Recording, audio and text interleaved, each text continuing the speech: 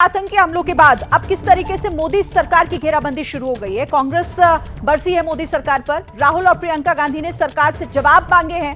पवन खेड़ा ने कहा है कि नारों से देश नहीं चलता है। दूसरी तरफ सुप्रिया सुले जो कह रही हैं कि तारीखवार हमले का उन्होंने जिक्र किया। कमलनाथ के सीमा सुरक्षा पर उन्होंने सीधे सवाल खड़े कर दिए हैं। आपको दिखाते हैं कि किस तरीके से अब हमलावर है कांग्रेस। और राहुल गांधी ने बाकायदा ये ट्वीट किया है, माफ कीजिएगा एक्स पर ये पोस्ट किया है सोशल मीडिया साइट पर। ये देखिए, लगातार हो रही आतंकी हमले, जम्मू कश्मीर की जर्जर स्थिति बयान कर रहे हैं। बीजेपी की गलत नीतियों का खामियाजा हमारे जवान और उनके परिवार भुगत रहे हैं। नीचे वो इस बात का भी जिक्र कर रहे हैं कि हर देशभक्त भारतीय की ये मांग है कि सरकार बार बार हो रही सुरक्षा चूकों की पूरी जवाबदेही लेकर देश और जवानों के गुनाहगारों पर कड़ी से कड़ी कार्रवाई करे। तो ये तो राहुल गांधी का वो पोस्ट हमने आपको दिखाया। अब प्रियंका गांधी ने भी बाकायदा एक्स पर एक पोस्ट किया है, वो देखिए। ये देखिए, उन्होंने भी इसको लेकर सरकार पर सवाल उठाया और कहा कि कभी नोटबंदी, कभी अनुच्छेद 370 के बहाने आतंकवाद को नेस्तनाबूद करने के फर्जी दावे की कीमत हमारे जवान अपनी जान देकर चुका रहे हैं। हम कब तक अपने शहीदों की लाशें गिनते रहेंगे। बहुत सख्त शब्दों में सीधे सीधे ये सरकार से सवाल पूछा जा रहा है कांग्रेस की तरफ से। अब एक और नेता है कांग्रेस की, सुप्रिया सुले, जिन्होंने कहा है कि पिछले 78 दिन में 11 आतंकी हमले हो गए हैं। इन हमलों में हमारे 12 जांबाज शहीद हो गए हैं। बाकायदा उन्होंने इसका जिक्र, तारीख कब कब हमले हुए, कब कब क्या हुआ, इसका जिक्र उन्होंने किया है। और अब सीधे सरकार से सवाल पूछा जा रहा है कि भाई आप कहते हैं कि आतंक खत्म हो गया है, तो फिर ये आतंकी घटनाएं बढ़ क्यों गई हैं। आसिफ, मैं फिर से आपके पास आती हूं क्योंकि ये एक बहुत बड़ी बात, यहां पर जम्मू कश्मीर पुलिस की तरफ से ये कहा जाता है कि लोकल जो स्थानीय जो नेता हैं, जो राजनीतिक दल हैं, उनका रवैया भी इसके पीछे बहुत बड़ा जिम्मेदार है। आप तमाम चीजें जानते हैं, लेकिन बावजूद इसके फिर उन पर काम क्यों नहीं होता। जिम्मेदारी तो आखिरकार आपकी है ना, इन हमलों को, इन घुसपैठ को रोकने की।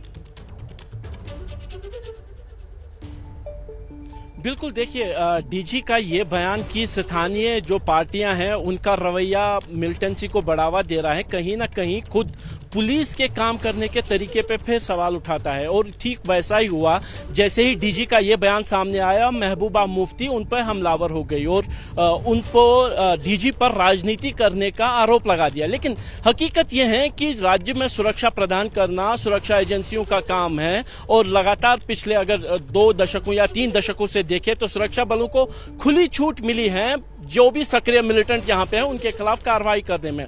और उसके साथ जो उसका जिसको एनवायरनमेंट कहते हैं, जो टेरर एनवायरनमेंट है, उसको अगर कोई बढ़ोतरी देता है, चाहे वो राजनेता है, राजनयिक है, कोई सरकारी कर्मचारी हैं, उन पर भी लगातार जो है सुरक्षा एजेंसियों का प्रहार होता रहा है। ऐसे में डीजीपी का एक बयान एक राजनीतिक उथल पुथल करेगा, ये तो स्वाभाविक है। लेकिन इसके दूरगामी नतीजे इस तरीके से निकलेंगे कि जम्मू कश्मीर पुलिस का राजनीतिकरण हो सकता है। कहीं ना कहीं जम्मू कश्मीर पुलिस खुद अपने ऊपर उंगली उठाएगी कि क्या राजनीतिक दल, जो स्थानीय राजनीतिक दल आज तक मुख्य धारा में जुड़े हुए हैं, देश की बात करते रहे हैं, सियासत हो रही है। आसिफ रहिएगा मेरे साथ, मैं आगे भी आपसे इस पर बात करूंगी। तो डोडा आतंकी हमले को लेकर इस वक्त जबरदस्त राजनीति हो रही है। कांग्रेस ने केंद्र सरकार पर सवाल उठा दिए और बीजेपी ने कहा है कि ये वक्त राजनीति का नहीं है। महबूबा मुफ्ती ने पूछा कि आखिर कौन जिम्मेदार है। तो अब एक एक करके राजनीतिक दलों की तरफ से प्रतिक्रिया भी सामने आ रही है और सरकार को घेरा जा रहा है। चिंता की बात है और इसका कुछ ना कुछ सख्ती से निपटना चाहिए। जो आतंकी हैं वो बख्शे नहीं जाएंगे और जो आतंकी के आका हैं उन्हें भी सबक सिखाया जाएगा। जो पूरे मुल्क से जवान आते हैं अपनी ड्यूटी करने के लिए, वो यहाँ से ताबूत में वापस चले जाते हैं। और इसका रिस्पॉन्सिबल कौन है? अगर आप कहते हैं मिलिटेंसी खत्म हुई है, तो जम्मू ये क्या हो रहा है? ये दहशतगर्द बचेंगे नहीं। आपने देखा है पहले भी और आगे भी उनकी दुर्गति यही होगी। पहलकदमियां नाकाफी क्यों हो रही हैं, जम्मू हो या कश्मीर हो? अगर नाकाफी हो रही है तो एक्नॉलेज करिए ना। You don't acknowledge. Jammu Kashmir में शांति आए है और शांति को बहाल रखना हमारा कर्तव्य बनता है। हम हर तरफ का जो भी पाकिस्तान से साजिश होगा, हम लोग उसका जवाब दूंगा। जो अमित शाह जी ने और मोदी जी ने दावे किए थे और जो ढंडूरा पीटा, हमने जम्मू कश्मीर के हालात सुधारे, वो टोटल खोखले साबित हुए हैं। मुझे लगता है कि जल्द इन लोगों को मार गिराया जाएगा और ये पाकिस्तान की तरफ से कायरतापूर्ण चीज़ें बार बार हो रही हैं। एक नई रणनीति बनाने की जरूरत है। तो अलग अलग दलों की प्रतिक्रिया आपने सुनी और आशीष आपके पास आती हूं, क्योंकि देखिए इस मामले में हर राजनीतिक दल राजनीति कर रहा है, आरोप लगा रहा है, ये बहुत आसान है, लेकिन ये एक ऐसा मुद्दा है जो देश की सुरक्षा से जुड़ा हुआ है। तो बजाय इसके किस पर राजनीति की जाए, ऐसा नहीं हो सकता कि मिलकर इसका समाधान निकाला जाए? देखिए शिरीन, पॉलिटिकल पार्टीज हैं वो उनको हक है वो इश्यूज रेस कर सकते हैं, लेकिन कुछ चीज़ें बड़ी चिंता की है यहाँ पर, इसको बहुत जल्द एड्रेस करना पड़ेगा। आप देखिए किस तरह से अब पूरा का पूरा टेररिज्म का फोकस जो है वो जम्मू की तरफ ट्रांसफ़र कर रहे हैं। उसके दो इंटेंट बिल्कुल क्लियर होते हैं, एक जम्मू में टेररिज्म को रिवाइव करना, दूसरा आप देखिए जब यहाँ पर रीइंफोर्समेंट भेजा जाता है टेररिज्म को यहाँ पर एड्रेस करने के लिए, तो आप वैली से फोर्सेस वहाँ मूव करते हैं, कुछ वैली से फोर्सेस कम होते हैं, यानी कि वहाँ पर दोबारा से ब्रीडिंग ग्राउंड वो ढूंढ रहे हैं, टेररिस्ट ध्यान भटकाना चाहते हैं।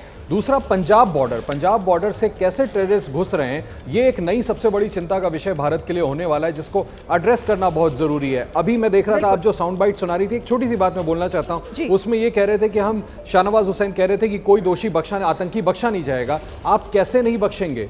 वो आते हैं, एम्बुश लगाते हैं, मार करके चले जाते हैं, उनको पूरा एरिया पहले से पता है, वो काफी समय से यहाँ पर है, आप ट्रेस कैसे करेंगे? आपको अपना इंटेलिजेंस बढ़ाना पड़ेगा। यही तो सवाल है ना, और यही फिर सवाल खड़ा करता है कि ये इंटेलिजेंस फेलियर नहीं है तो फिर और क्या है? जैसे ही घड़ी का काटा दोपहर 2:30 पे आए, बबीता जी का दिल सास बहू साजिश के लिए मचल जाए। और ये है इनकी बहू, पूरे दिन ऑफिस की टेंशन हो जाए गॉन जब ये करें अपना फेवरेट शो फ्री टाइम पे ऑन। इनकी तरह आप भी देखिए अपना फेवरेट शो अपने टाइम पर और डाउनलोड कीजिए एबीपी लाइव ऐप अपने स्मार्ट टीवी पर।